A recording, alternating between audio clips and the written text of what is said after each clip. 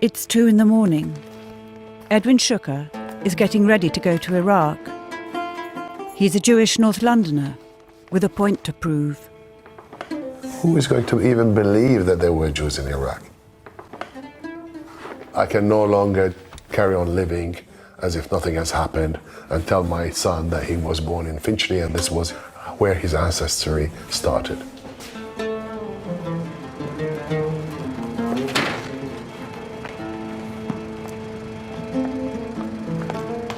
We are part and parcel of Iraq, and I will not let go.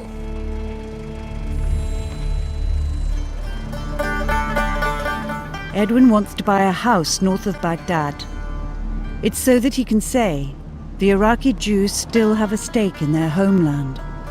As long as a move like this is being taken, as long as a house is being bought, the Jews of Iraq, we are still there. And that gives me the sense of belonging.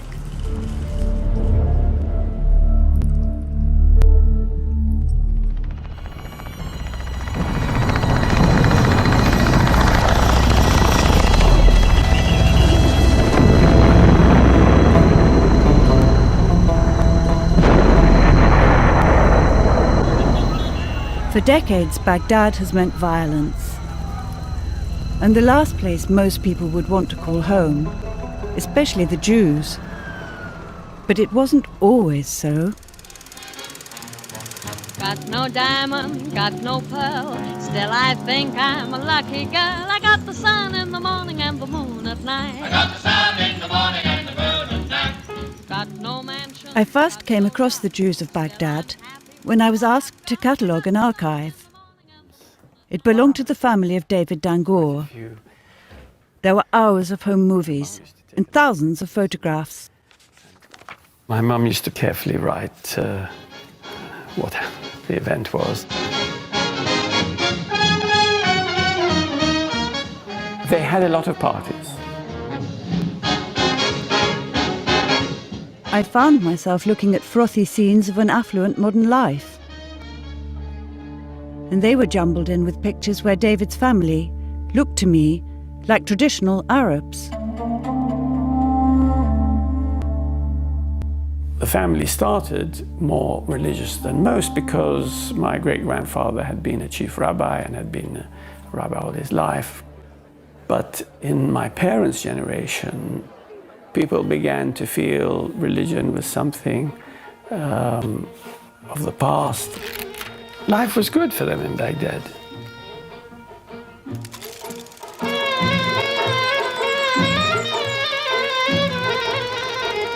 People started moving out of the ghetto, and my family was one of those. They bought a house on the river.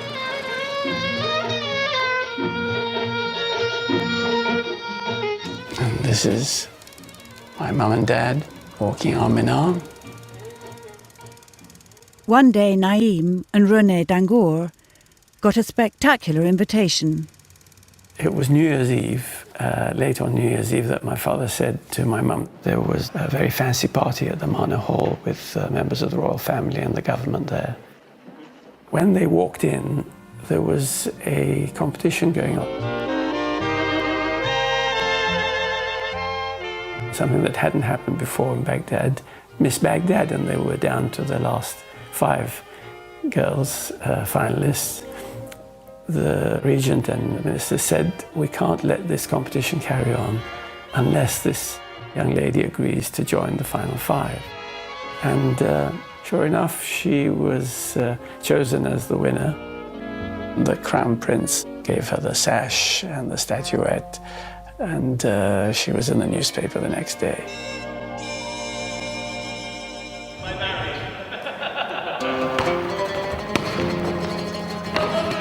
This is David's Monday evening volleyball game in London. All friends, all Jews from Iraq.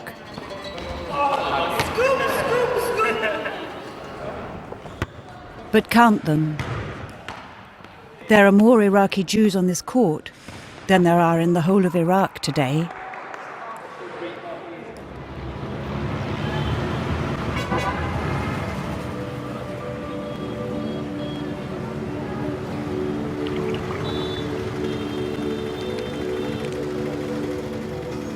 When David's father was born, there were 140,000 Jews in Baghdad. They made up nearly half the city. Few people in Baghdad now remember them, though their houses and old synagogues are everywhere.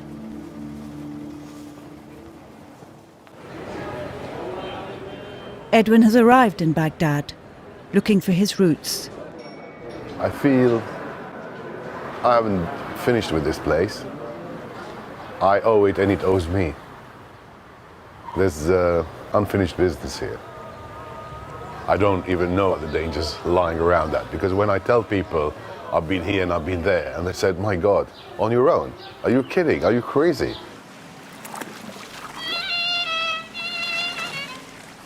I feel as if I'm a Jew living in Baghdad forever. Edwin wasn't just being flowery. Iraqi Jews are the ones in the Psalms, the ones who were captured and taken as slaves, the ones who sang, "By the waters of Babylon, there we sat down and wept when we remembered Zion." They stayed and wrote the great book of Jewish law, the Babylonian Talmud. They were below the Muslims in society, but they ran their own affairs, as Babylon became Mesopotamia, and as Mesopotamia became Iraq. Back in London, I went to meet David Dangour's aunts. They were born on the banks of the Tigris when Iraq was ruled by the British. Now Eileen and Doreen live in flats, one above the other. Careful, careful.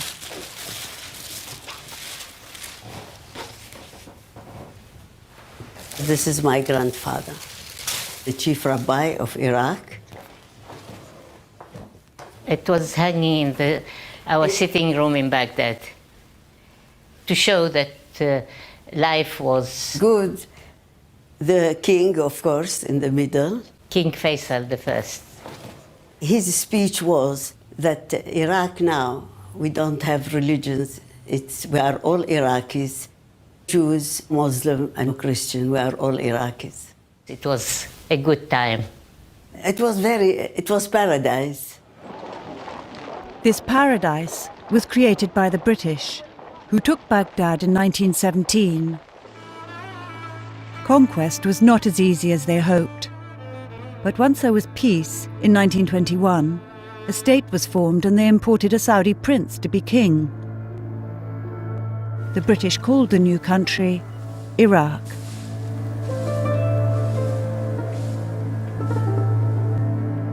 This little boy being pulled along in a toy British tank is Eileen's cousin, David Kalashki, on his father's farm near the town of Babylon.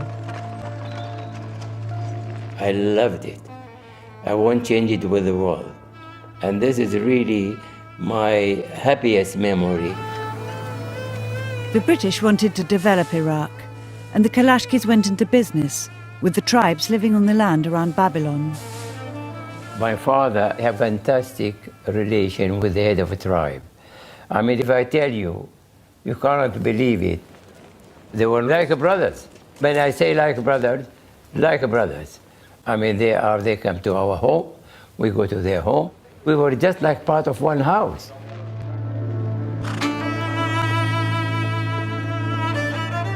David Kalashki lives near Ascot in England. At that time, in Iraq, very few people, they can speak English. And a number of Jewish people, they can speak English. And my father, luckily, he can speak English. And if you spoke English, you could be part of the new economy. We brought the machinery from England. The power of the English, very strong. They were the rulers. And if you are in line with the British, there is nothing can beat that. But not all Iraqi Jews were in line with the British. I met Salim Fatal in Israel. I and many others like me, in the poor class, thought the British, you are robbing our resources, our oil, and you are trying to tell us what to do. We don't want any foreigners here. We want to rule ourselves by ourselves. Do not interfere. You have nothing to go home. But when British rule ended in 1932, the oilmen didn't go home. The young, air-minded king of this little-known country meets with directors of the Iraq Petroleum Company, while Sharm el-Sheikhs give the authentic desert touch. Now to the pump station, 4 million tons of oil a year. It was independence on terms, I would say. The real masters was not the government, the British. But the British were not the only ones after Iraqi oil. As disaffection with the British grew, the Germans promoted Hitler as a liberator. And in 1933, Mein Kampf was translated into Arabic. I met Shaul Menashe, who was a child in Basra. There was a famous saying, God in the sky and Hitler on the ground. لا مسيا ولا مستر الله في السماء وفي الأرض هتلر. It sounds like a poem. The Nazis' key Arab supporter came to Baghdad in 1939 at the start of the Second World War. The Grand Mufti of Jerusalem shared the German desire to kick the British out of the region, and like them, he hated the Jews. The Germans had been funding his campaign to fight the imminent creation of Israel. Now he was in Iraq to help Hitler to win the war. The Jews did not understand what happened in Iraq with the Mufti and with the influence of the Nazis during the 30s. They are in danger. The Jews are in danger.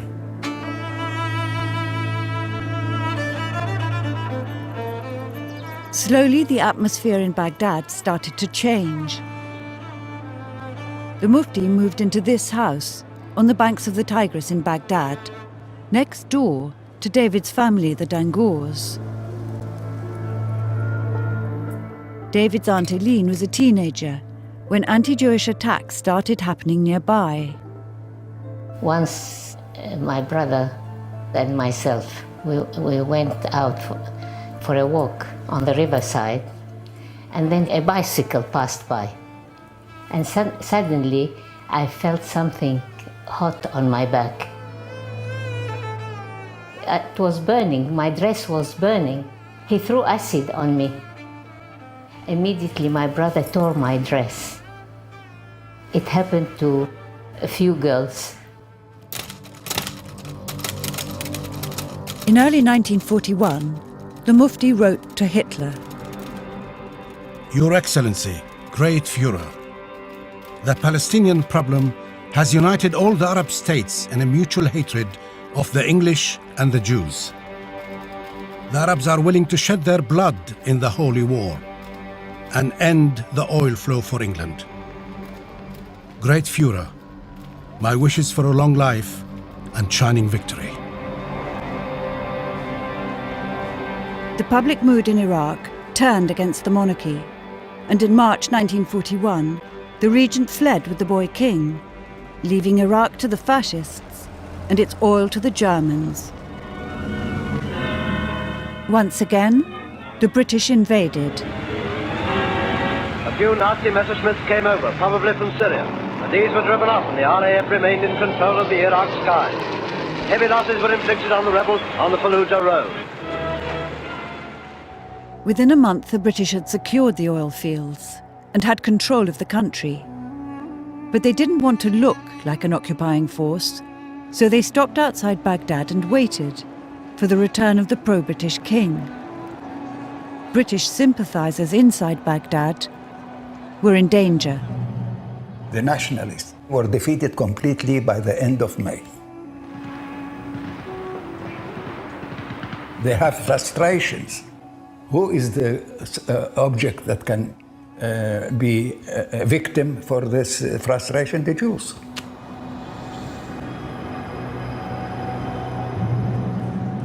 I met Espérance Ben Moshe in Tel Aviv. She was living in the suburbs, and her family didn't realize anything was wrong. My grandfather went shopping. He was beaten very badly. They called him, "You are Jewish, you are English," and he was beaten and he was bleeding all over. That night, a riot started.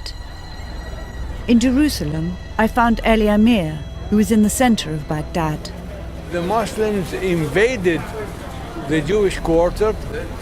We knew that they are this way or the other, they will kill Jews.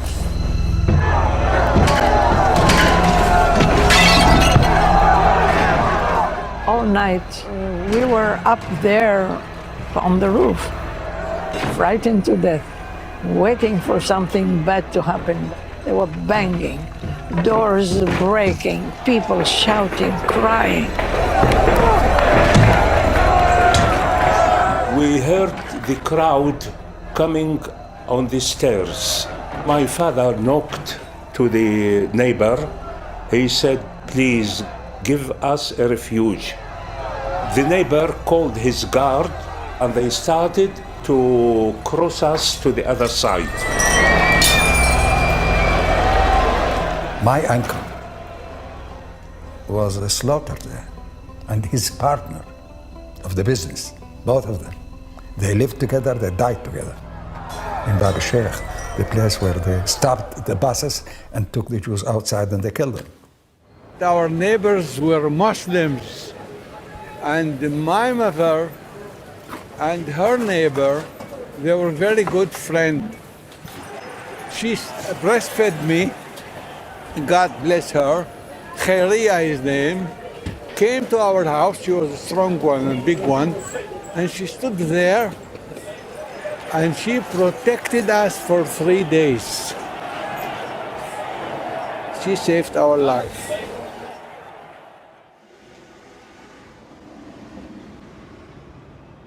The next day, they said about 180 people were killed and almost 2,000 people were injured.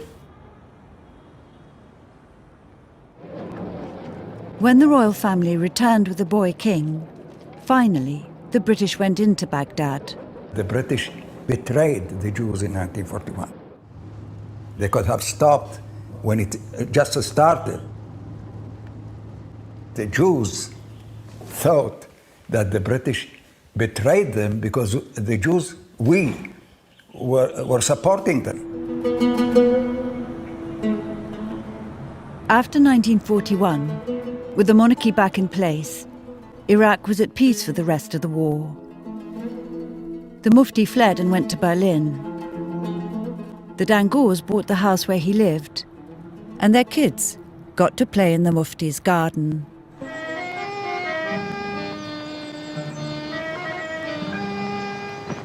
The war hardly touched them. There were parties every night. The community was living in a bubble. They were not touched by the Holocaust, and they were living as if there was no war and nothing has happened much. So my father was very happy to stay on in Baghdad.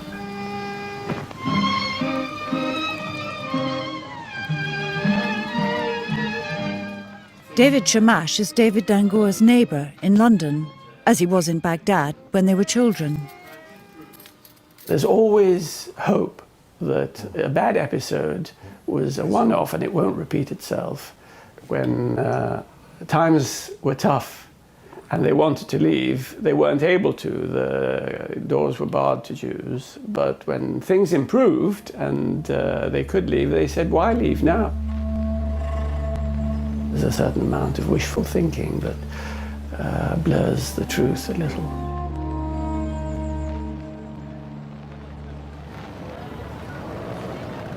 But the less well-off Jews were worried.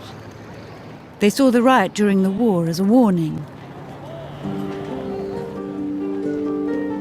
The keen young Baghdadi Zionists were essential to the Jewish leader, David Ben-Gurion.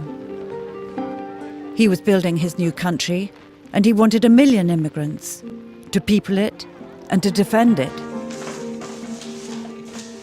Ben-Gurion at the time thought, don't argue with me, bring them. Bring the Jews here. Because we don't know what will happen tomorrow. Today I know we can bring them, so let's bring the Jews here. Esperance Ben Moshe decided to learn Hebrew, the chosen language of the new state.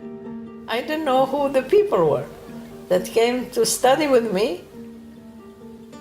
We went far, far away in the desert somewhere, near the river, somewhere very far. Nobody lives there. There's nobody, not a soul there. It was like the end of the world there. We had picnics. They were talking about Israel. It was like Gan Eden, like Eden, the Garden of Eden. So everybody was interested to go. In May 1948, Palestine was partitioned to make way for the new Jewish homeland, Israel.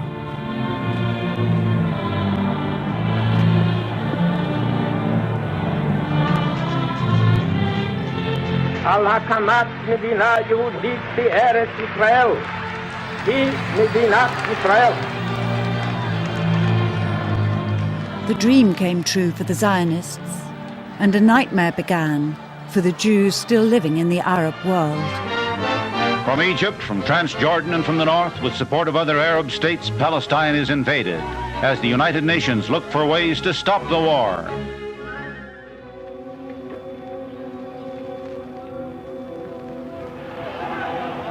Rage erupted out of Palestine and ignited in the streets of Iraq. The fierce thing that happened when Israel won the war, the Iraqi government at the time was really against the Jews of Iraq. They were in a very terrible situation until 1950. In a punitive atmosphere, Jews were fired from government jobs, and the people boycotted their shops. Jews close their businesses. They do not dare to go to the streets. They hang 2 Jewish people for Zionism and another 2 for communism. So everyone understood that there is no way for us to live there. Money opened the doors. A deal funded by American Zionists, with sweeteners for the Prime Minister's family, allowed for the Jews to renounce their Iraqi citizenship and leave. At first, the take-up was slow. Some people didn't want to go. They had their jobs and their money and their houses. My parents were not Zionists. They were Jews. They pray. They have all the whatever a Jew used to do in holidays and all, and in the synagogue. But they were not really Zionists. But then, a series of bombs went off in Jewish districts of Baghdad. Although the government accused and then hanged 2 Zionists for doing it in order to drive emigration, no one believed them. Now, they were afraid. They are throwing bombs in the synagogue, so we have to move. So they went to register, all of them, 70,000 went to register in the synagogue, so we were about 120,000. The minute they closed the list of all those who wanted to go to Jerusalem, they confiscated all the money in the banks. all what you had. You can't sell anything, you can sell your house, you can sell not even a pen, you know, and that's all. And we left Iraq with 10 pounds.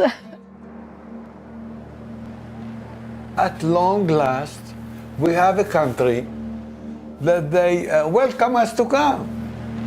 They were happy to the sky. Throughout the summer of 1951, planes flew continuously from Baghdad to Tel Aviv, until 120,000 Iraqi Jews were carried away.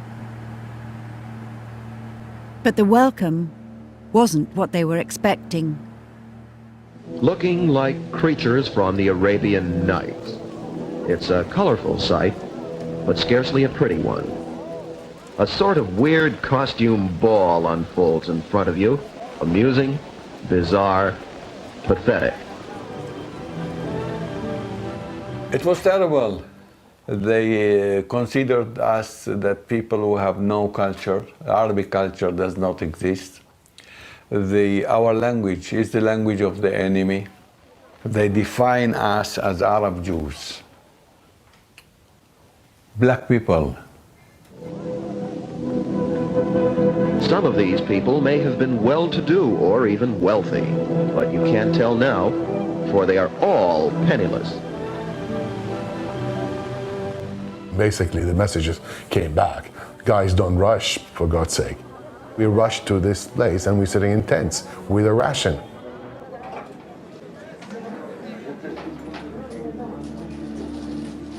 In 1951, life for Edwin's family under the monarchy was comfortable. No need to leave. Along with 7,000 well-off Jews, they stayed on. People have the opportunity to leave when the times are good. And when the times are good, people don't want to leave, full stop. And basically, when the times are bad, they always wish they had left when the times were good. We were all gamblers, and which gambler leaves while he was on a roll? Edwin has left the safety of the hotel to look for his childhood home, now sandwiched between the notoriously violent Sadr City and the river. The area is controlled by a Shia militia. The taxi driver is nervous. دائما يكون حذر يعني مو اي شخص تجي ممكن ان توصل الناس يسوون شيء. الله اكبر. فهذا هو الشارع اللي انا متربي فيه. على كيفك هسه انا على تكون ايدك اليسرى. راح تقدم تقدم تقدم ابوي تقدم. هذا ما اعرف شنو هذا الابيض. هذا جديد هذا الابيض لانه هذا لازم يكون احنا هنا هذا البيت اي والله هذا البيت هذا البيت هذا اي وقف اوه ماي جاد دار البيع هذا نفسه هذا دار البيع اروح اشتريه واي وهذا البناء الجديد هذا كانت الحديقه حديقتكم لانه ما شوف الحديقه كانت بيها 4 شجر نبق وانا جيت اليوم اشوف النبق وماكو نبق واي لا wow. When I saw the house, it hurt that you have to leave your own home like a criminal. It's difficult to put myself into that cauldron of boiling emotions. I'm the Jew who always lived here. It's a kind of a feeling of belonging.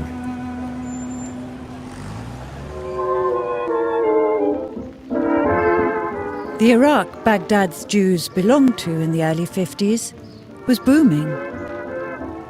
Unlike their cousins in tents outside Tel Aviv, their lives were good. Oil was flowing out and money was flowing in. Iraq had the first TV station in the Middle East and a new consumer market to feed. The families of David Dangoor and David Shamash were riding the wave. My father built up so many businesses in Iraq. With his family or on his No, own? he took a Muslim partner, Ahmed Safwat. They set up a match factory together, a furniture factory, and they also got the concession for Coca-Cola for the whole of Iraq. When I should have been doing homework, my dad would take us to the office, which was in the commercial district of Baghdad. For a child, all the bright lights of the early evening, the new lit advertising hoardings for Colinos toothpaste and Coca-Cola.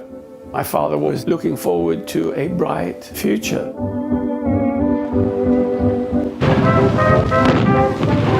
The army was strong, the economy was strong, the country was getting rich quickly. They could see no shadow at all in the horizon.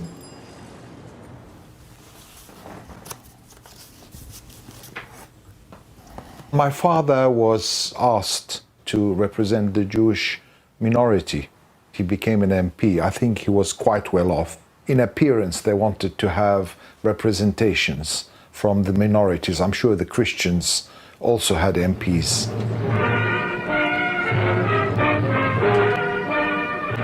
They were trying to follow the British system as much, although I think it was a one-party government.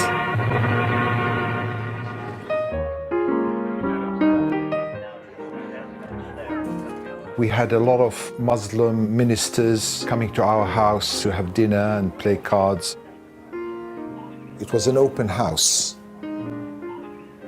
We used to get up in the morning, the coffees were being served, and they were still playing cards. No one? Me, twice. No, once. Oh, you brought that case? Sure I did. Once? Once, I said once. You said twice. And then I said no once. I'm going to get it all back. And the Iraqi Jews of London are still playing cards. This group meets once a week. Yeah, I've always cheated for you. Danny Dalal grew up in a mixed neighborhood of New Baghdad. There were 3 Jewish houses in our street, but there was 30, 40 houses in the street. And our birthdays, I remember we used to have all our neighbors over, and there was Christians, there was Shias, and, you know, lovely, lovely people. Friends, real friends, proper friends. But everything, for all intents and purposes, is a Jewish surrounding. My dad was a director of a company, and they imported tires from Japan.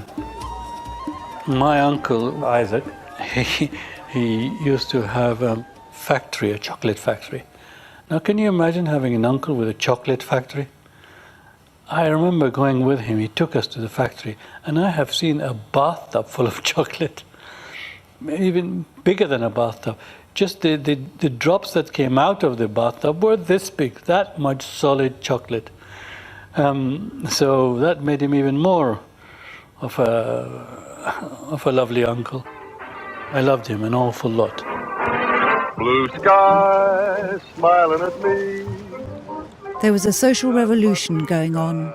Jews and Muslims were enjoying the same pleasures as the British and Americans. There were clubs there. You know, my uncle used to go regularly. It was a lot of fun. I mean, we were members of the Mansour Club, and there was another club called the Alwiya Club. These are clubs established, I would imagine, by the British for the elite. You know, the Mansour Club had 4 tennis courts, and if you can afford it, you're just a member of these clubs. Shining so bright, never saw things going so right. Noticing the days hurrying by when انت شفت هذا المعبد؟ اي هذا احنا من المعبد كنا نجي مشي. فاني دا احاول اذكر اذا اكو فرع لاخ اعرف اني هذا الشارع كنا نمشي به يوم السبت والاعياد. ندخل هنا هذا العرض؟ والله ما دا اتذكر، بتذكر جدو وياي ونمشي من هنا وهسه ناخذ Edwin is still in his old neighborhood, trying to find his family's synagogue. It's called Meir Tweg, and it's now the only maintained synagogue in Iraq. إيه دقيقة قد تقدم.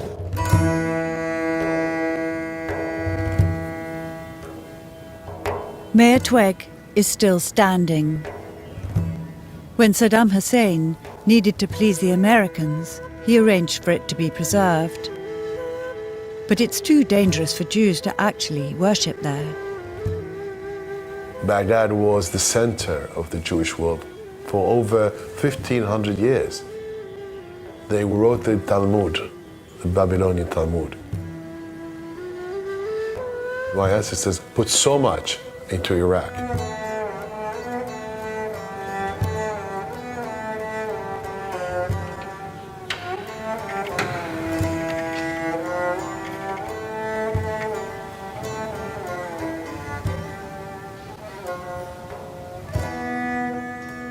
I can't live with the fact that my grandfather is buried here and that we've abandoned him. And we are just saying goodbye, Baghdad. Goodbye, Mayor Twig. Goodbye, everything. And we no longer even look back.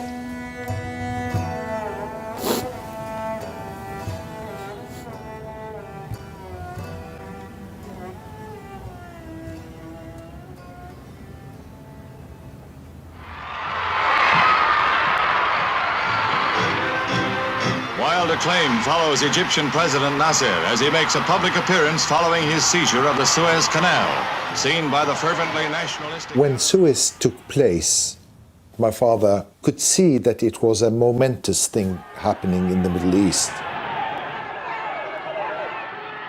It was the first time that nationalism asserted itself. I remember he used to listen to the news day and night. He couldn't get away from it 1 minute. After Nasser seized the Suez Canal in 1956, the sight of the defeated Western troops packing their bags polarized reactions. The women, I mean, probably David Dangour's mother and certainly my mother, were not happy. You could feel a kind of anxiety behind the sort of facade of easygoing life.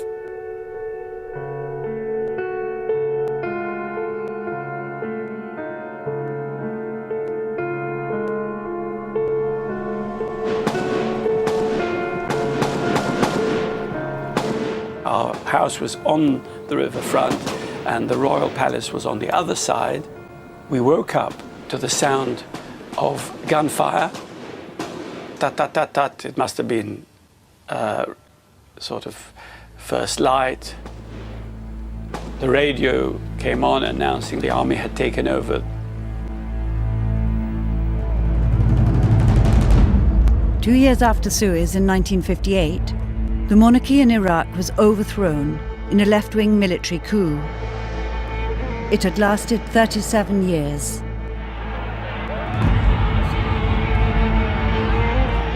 Veteran Premier Nouri Es-Said is deposed. He has fled and the Republican rebels have offered £10,000 for his arrest. The Crown Prince is dead. Only one thing is certain. The Kremlin is jubilant. This is Abdul Karim Qasim. He was the leader of the revolt. The idea that the king should be replaced by a republic was something strange to us and quite bewildering in some ways, even though we knew very little about politics. We knew something cataclysmic was happening. I was 3 years old when the coup happened. Everybody rushed to the balcony to watch the Prime Minister of Iraq, Nouri Es-Said. They tied his body to a car and just the usual Arab-style revenge would pull his body through the streets of Baghdad. I remember my mother, my grandmother screaming as the body was passed through outside, and me squeezing between them to see what was the commotion. King Faisal II and the royal family were gunned down, and the Crown Prince's mutilated body was displayed on the walls of the Ministry of Defence. The king used to be on the cover of our exercise books, and when we went back in September, all the exercise books had been reprinted. The original cover has been put on the inside now, and while it'd be difficult to see, you can make out the figure of King Faisal II of Iraq. The cover has been reversed, and on the front it has Madaris al-Jamhuriyya al-Iraqiyya, the schools of the Republic of Iraq. When the king had been brutally killed, my mother said, I don't want to live in a country that can do this, and drag their bodies through the streets. My father had hoped to make his life in the land of his forefathers. He was upset.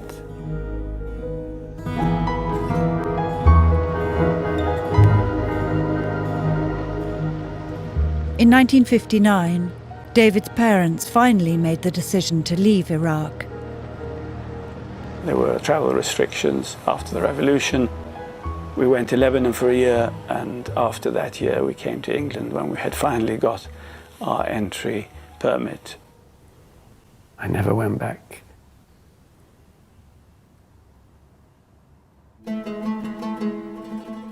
After the revolution, we had to bring it down.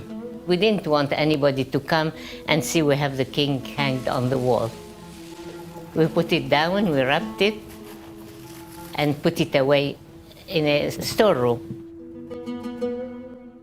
My father had his work in Baghdad, and he never thought of leaving. We loved our country, and we stayed there. Hello, Freddie. Hello, nice showing you. Thank you, and Thank you. Freddie Kalashki is Ilin's son. 4,000 Jews stayed after the 1958 revolution. I asked Freddie what his family thought of the new leader, Qasim. He was really trying to help the poor people build new houses, build hospitals, and in the 5 years that he was in power, he did a lot. They decided to stay because things more or less were good. They didn't feel that they made a mistake.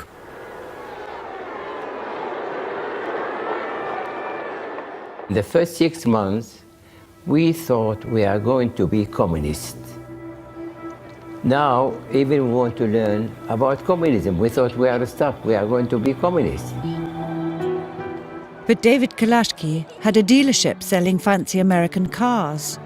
We have got about 70 or 80 cars. When the revolution came in, we thought nobody will dare to ride in a big car. You want to go in a small car, otherwise they will kill you. You cannot believe it. In 6 months, the government, they opened embassies of the East, Russia embassy, Czechoslovakia, Yugoslavia, China. And these people, they are starving for American cars.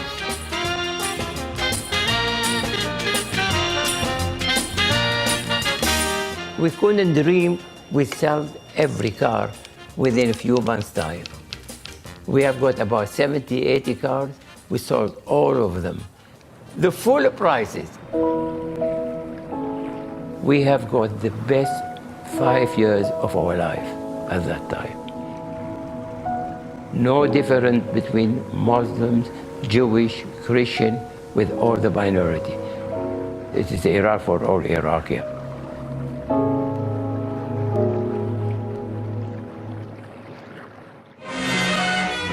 The streets of ancient Baghdad become the scene of a short but decisive revolution that topples the pro-communist government of Premier Abdel Karim Qasim. In 1963, with the tacit support of the CIA, Qasim was killed in another coup by the Ba'ath Party, who included some old wartime fascists and a young officer, Saddam Hussein.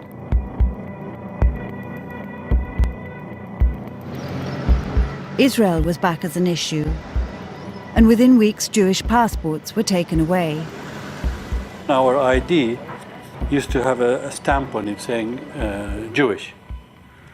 This driving license doesn't. It wasn't required. They stop everybody for ID, and this would come in very handy. But you could be Christian, could be anybody. So we used to produce it wherever we go in the street. We needed it just to kind of hide our identity. I was lucky. I was really lucky that I left in March, 12th of March 1967. I got a permit to leave. I was so pleased, I couldn't believe it. And then within a week, I left the country. And when I left, I have got all my partners, they are Muslims. And when I left, all of them, they came to the airport to tell me goodbye. And it was very, very sad feeling. My driver started to cry in the car. He said, I hope you will come back. We have set a good relation. But it happened after 3 months. The June War started. And the situation in Iraq for the Jews, it was undreamable, unthinkable. Everything changed in '67 when the Six-Day War started. I particularly remember coming home from school. My mum picked us up, panic in her face. The traffic was stopped by police, an army convoy with lots of soldiers holding their guns high. They were celebrating because they're finally, I suppose the way they saw it, going to liberate Palestine from Israel. They never called it in Israel, they called it the entity. Iraq was one of 5 Arab states fighting Israel in the Six-Day War in June 1967.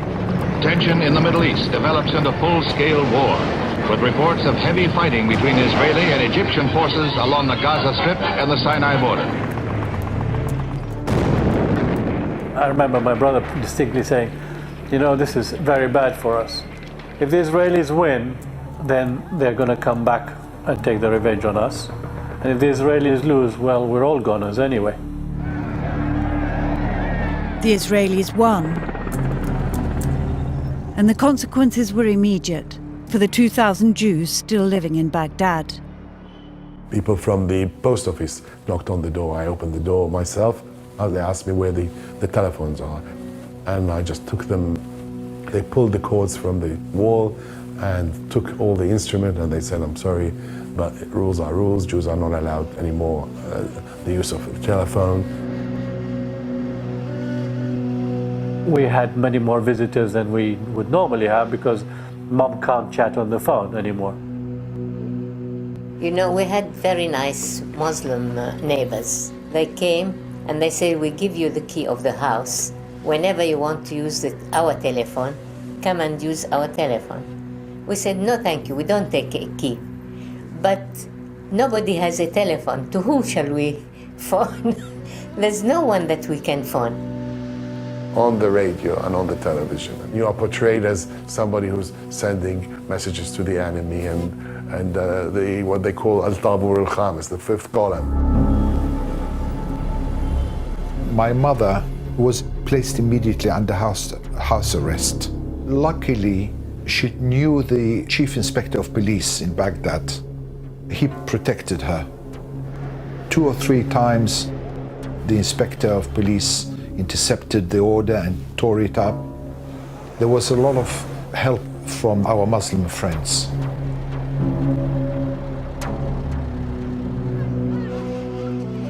You had this feeling that all eyes were upon you all the time. We can't afford to look like Jewish kids out in the street. So in the street we start speaking Muslim. We used to change names. You don't call Meyer, that's a Jewish name. We're Jews. You don't do that. So you change his name to Maher. We'd avoid sticking out. We'd avoid contact.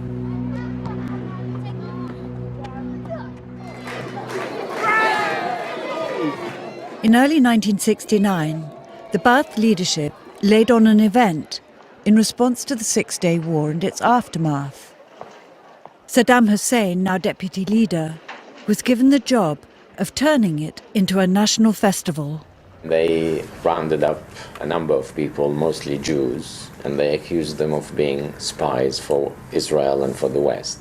But when they said spies, I remember my dad's complexion changed. He said, uh-oh, that doesn't sound good. He knew that they probably meant the Jews. A show trial of the suspects was mounted in January. On the day of the trial, I remember we were petrified, all of us, because they said on the newspaper the day before that there was going to be some Jewish people in there, and suddenly we see them on television. The prosecution was demanding already the death sentence. We were all just watching television, and the doorbell rings, and when the doorbell rings in the middle of the night, even though for me, even 9 o'clock in the evening, and for everybody, there is no reason for that doorbell to ring unless it's trouble. And sure enough, it was my aunt saying, "Help, they've taken Isaac, my uncle." They had come to ask him to chat.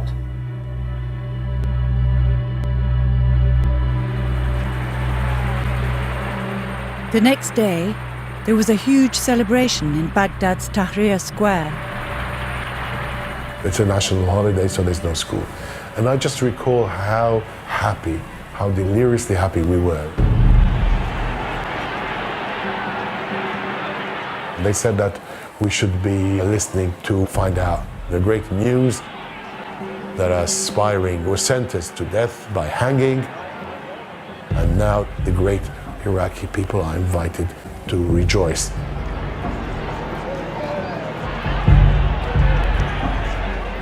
Even the president went. One, he was underage. He was 16, I think. They told him if he says that he is 18, they will release him. So he believed them. He said he is 18 years old, but they hanged him all the same. We started recognizing the people, of course. And my mother just started tearing her hair and screaming. The television was broadcasting the entire scene live.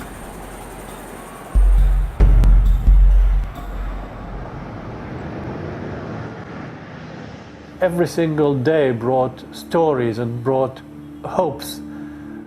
No matter what we tried, no matter how we tried, we could not find out where he was.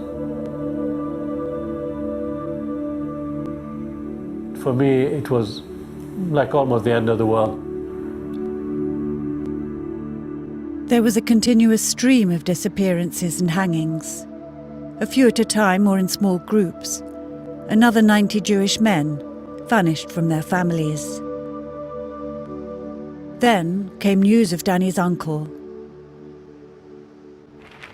It was a notice, like one of those adverts you sell an apartment.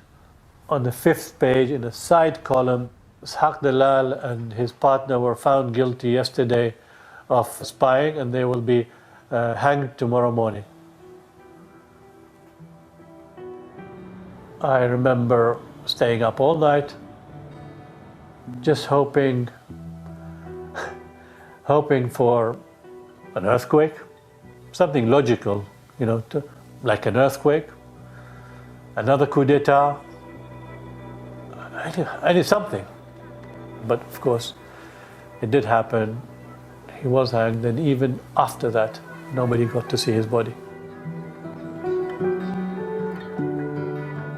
That was my turning point, I guess. There was only one thought, which is the same thing as everybody had, just one thought left. Let's get out. Jews were not allowed to have passports, so they couldn't leave the country. So there was no other option, just to flee.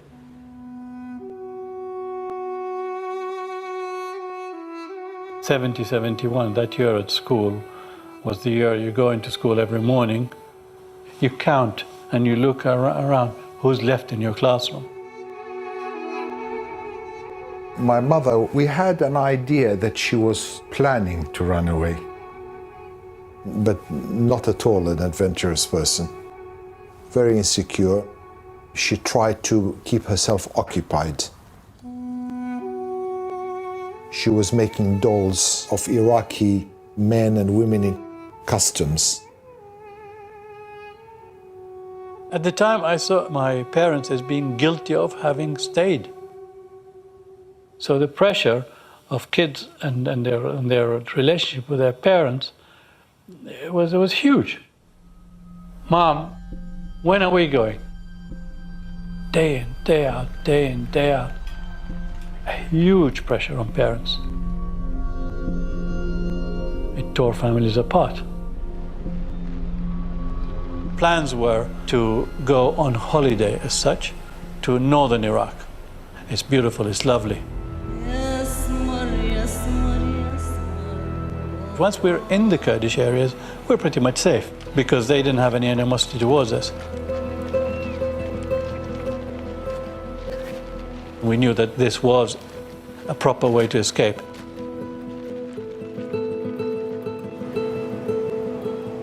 August 71, my father brought the family together and told us that it's our turn. In 2 hours, we depart the house forever.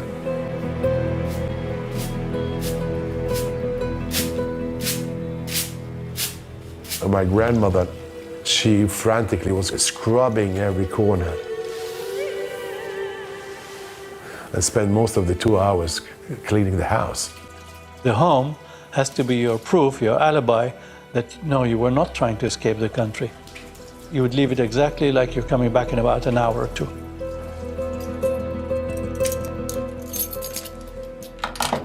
They close the door and they go. They don't tell anybody, just in case.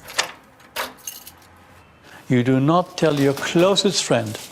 Just in case they spread the word. And then they will be caught. There's no doubt. It was definitely a question of life or death.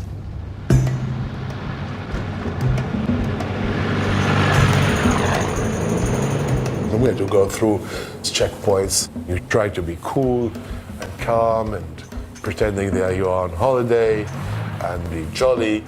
And you're looking around at your sisters who are younger and to your grandmother who's praying loudly. And is it possible that this soldier wouldn't suspect? Here's a family that looked like, Jewish. They looked frightened. Come darkness, we got on a jeep, and there was a friend of mine, classmate of mine, who appeared out of nowhere sitting in front of me. We think we have it all planned and we know what's happening, but here we are in a car with a total stranger. We've never met this guy. He is, after all, a smuggler. This is a dangerous situation. They were driving all night east through the mountains, and you could see lights on the hills, indicating the route. There was loads of people in the car, 7 or 8 people. So when we crossed the border between Arab Iraq and Kurdish Iraq, and the guy turned around and said, "You're okay now, you've made it." It was amazing. We knew that we were free. We were just ecstatic.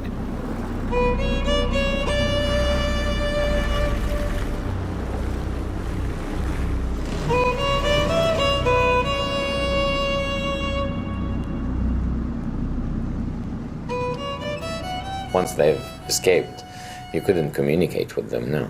The person in charge, he comes back with a message.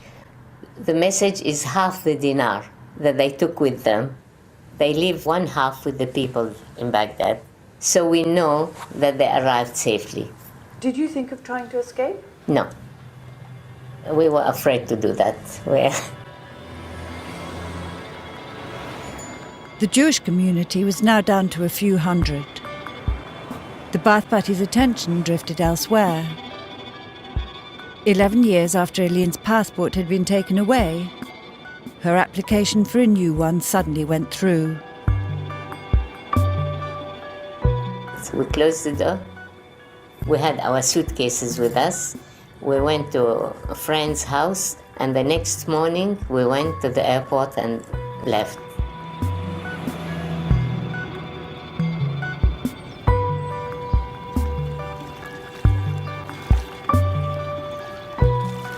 Eileen arrived in London on the 18th of December 1974, leaving 280 Jews in Baghdad.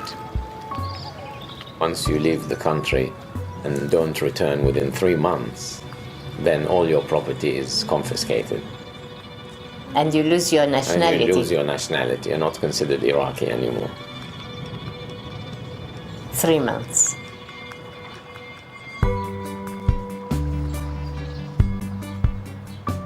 This is a miniature of the tigers.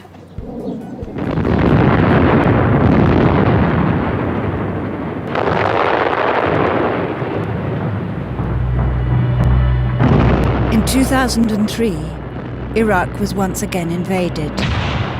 An Anglo-American alliance wanted to be rid of Saddam Hussein. And a wisp of the past rose from the conflict. My father was interviewed on the eve of the war. They asked him for some photos, and this was one of the ones he gave. My mother winning Miss Baghdad 1947. An Iraqi newspaper in Britain picked up this picture.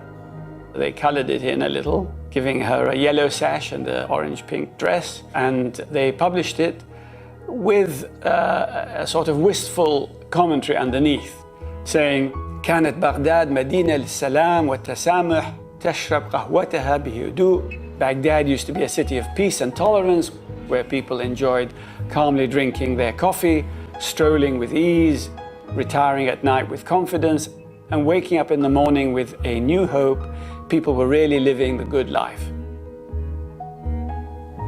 Now my mother appears in about 2,500 websites. She has become a symbol of what they see as the best days of Iraq.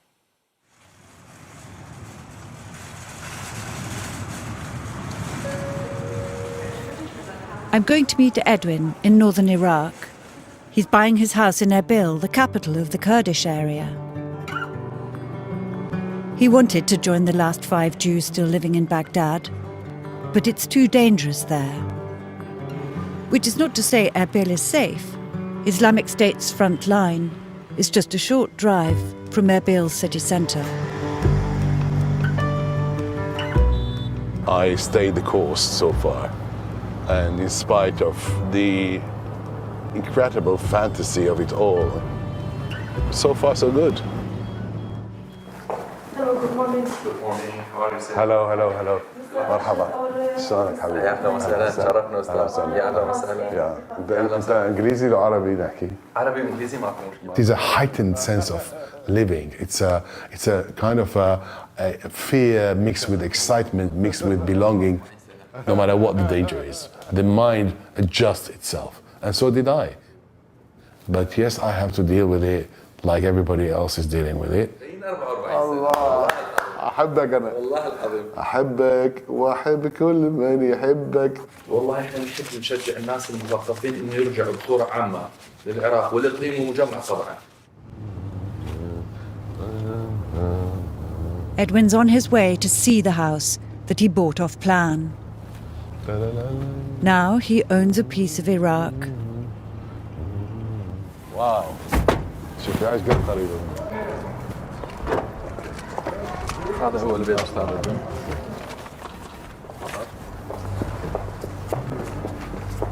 I bought this house. It is a step in my dream. مبروك.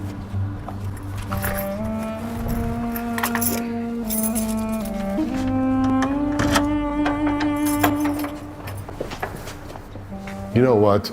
Maybe, just maybe, in 30, 40, 50, 60 years' time, Jews would reconnect with their birthplace.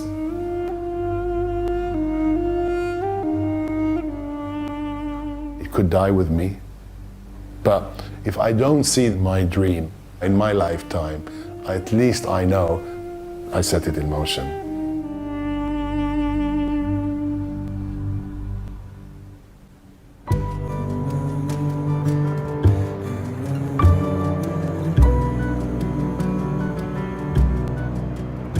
Of course, I longing for the river there. I longing for Baghdad, my Baghdad.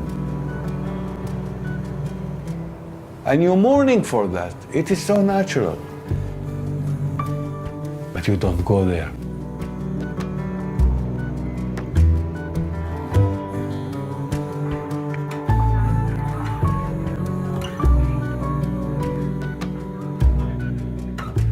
I don't want to go back. There's a lot of people who left Baghdad in the good times, so they have a nice nostalgic memory of it. I know that my memory is just marred by loss of my uncle.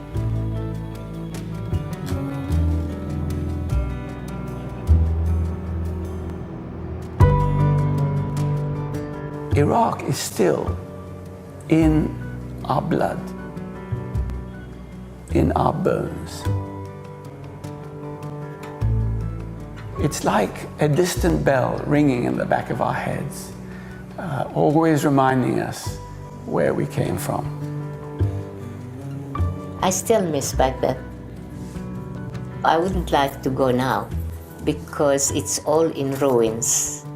The places I know are not the same. So it's better to remember everything as it is. Or as it was. As it was, sorry. I was dreaming.